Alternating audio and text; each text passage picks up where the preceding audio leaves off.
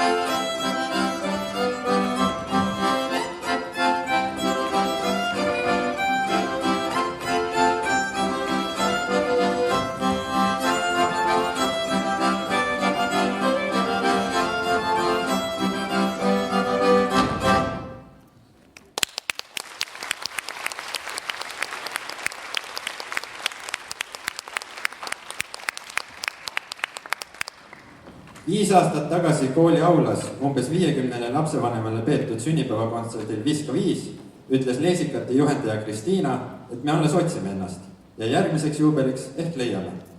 Tänaseks on selge, et lõplikku kohale jõudmist ei paista kuskilt ja seda ei peakski ootama, sest pidev areng on see, mis hoiab värskena. Küll aga esitame väikse pildi sellest, kus oleme praegu.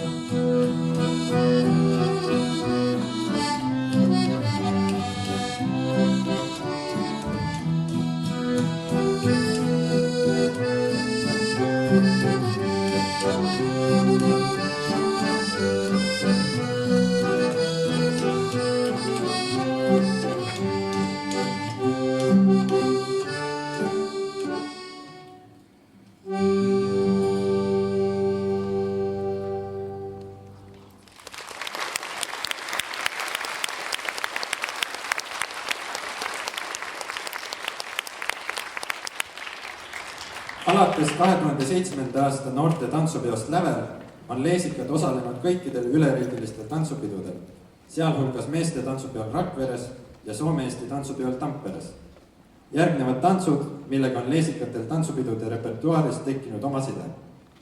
Siinkohal olgu märgitud, et ehkki näiteks Inglise Matlotti õppisime selgeks tantsupeo tarbeks, oli seni üks meeldejäävamaid esitusi kooli vilistlaste peol, kui Leesikatega liitusid külalisesinejad.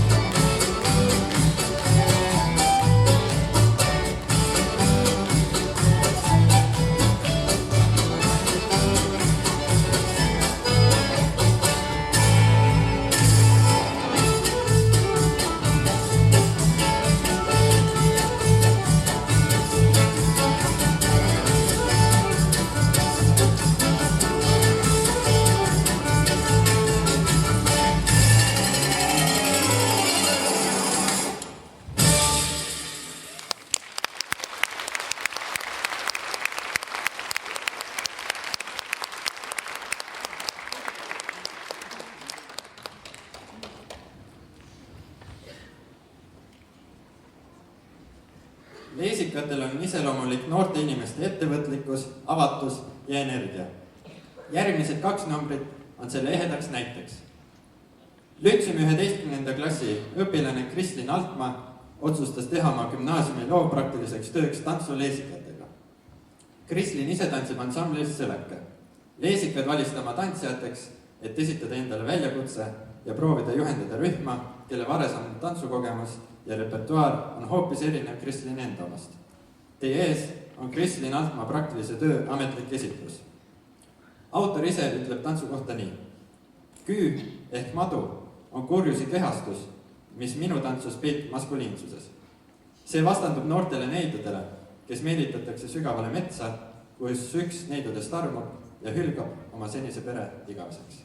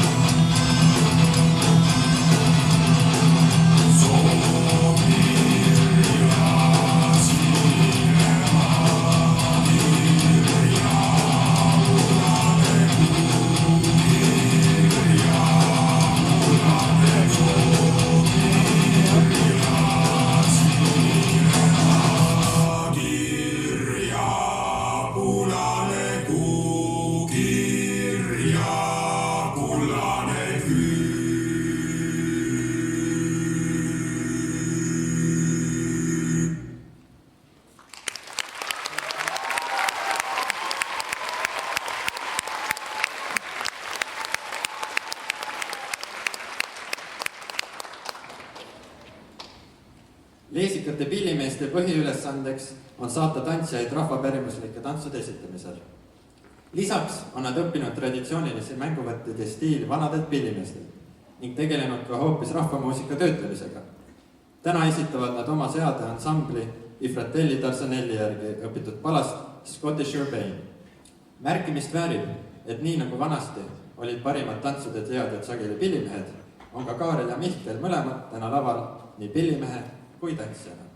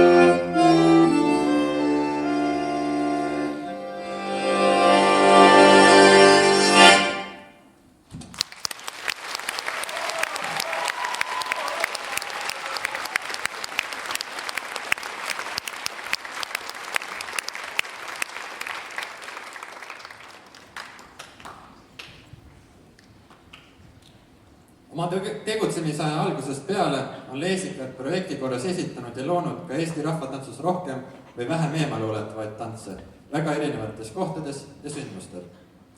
Käesolevat õppeaastat alustasime juba sügisel meeleoluga esinemisega Lennusadamas. Näituse Meri riidekapis avamisel astusime üles küll tantsu pealt tuttava tantsuga, kuid hoopis näituse temaatikaga sobivas riietuses.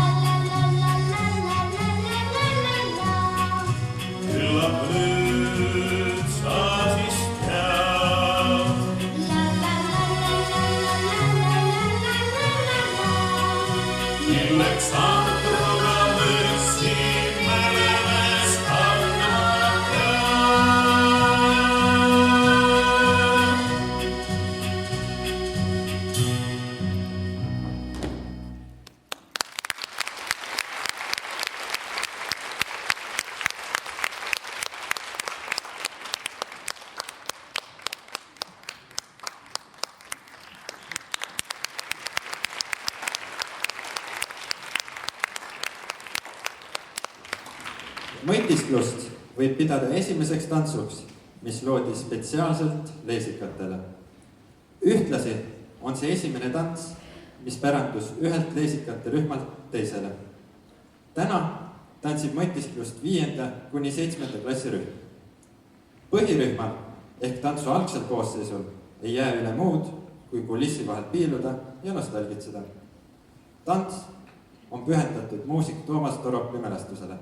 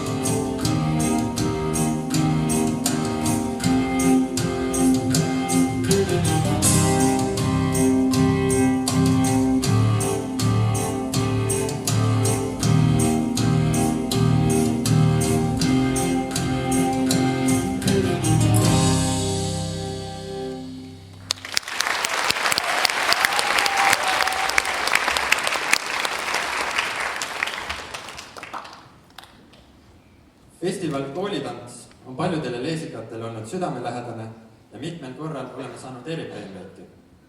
Järgnevad 2 tantsu, mida oleme esitanud siinsamas laval just koolitantsu raames. Kõigepealt Lase kiik käia. 2013. aastal osales põhirühm 2 tantsuga koolitantsul ja pääses mõlemaga finaali ning lisaks veel 3 nominandi hulka. Neist üks oli just Lase kiik käia, kus ka mina tantsisin. Teisena esitab 3. klassi rühm aga tantsu Nõia. Nagu mõtisklus on ka see tants pärandunud ühelt rühmalt teisele. Kuid et tants tugineb tantsijate improvisatsioonidel, näeb see iga rühma esituses välja erisugune.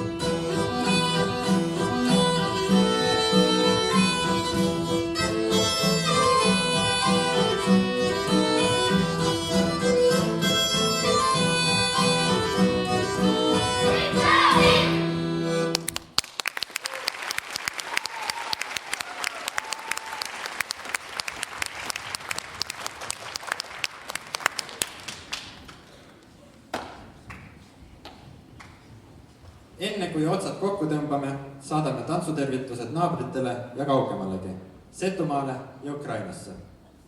Kõik leesikad on sündinud pärast nõukogude aega, aga me oleme koolis õppinud ja vanematelt kuulnud, et sel perioodil tehti palju imelikke asju. Näiteks oli Eesti rahvatantsurühmadele kohustuslik tantsida ka teiste rahvaste tantse, eeskätt teiste Nõukogude Liidu liiduvabariikidele. Tantsijad ei olnud mõnikord selle üle sugugi rõõmsad, kuigi iseenesest on ju slaavi või Kaukaasia rahvaste tantsud väga hoogsad, temperamentsed ja silmalegi kaunid vaadata. Täna tantsime me Ukraina tantsu just sellepärast, et see on ilus, lõbus, esitab tantsijatele veel hoopis teistsuguseid tehnilisi väljakutseid, mis erinevad oma kodustest tantsudest. Et Ukraina tantsu vaadates täna paratamatult ka selle rahva saatusele mõtleme, on ajaloo keerdkäik, mida ei tohiks meie tänase sünnipäevapeo kontekstis ei üle ega alaväärtustada.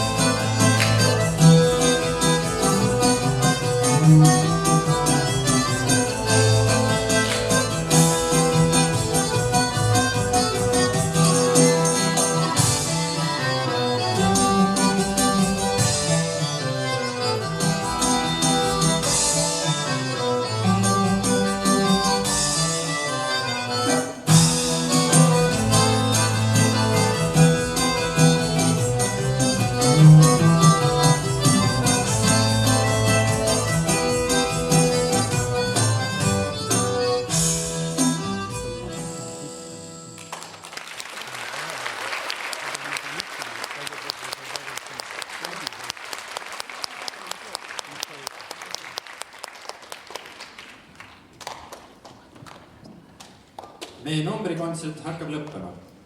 Lisaks juubeliaastale on tänavune hooaeg leesikatel eriline sellepärast, et meie tantsijatest lausa 12 lõpetavad gümnaasiumi ja täpselt samas rollis ja vormis enam leesikates ei jätka.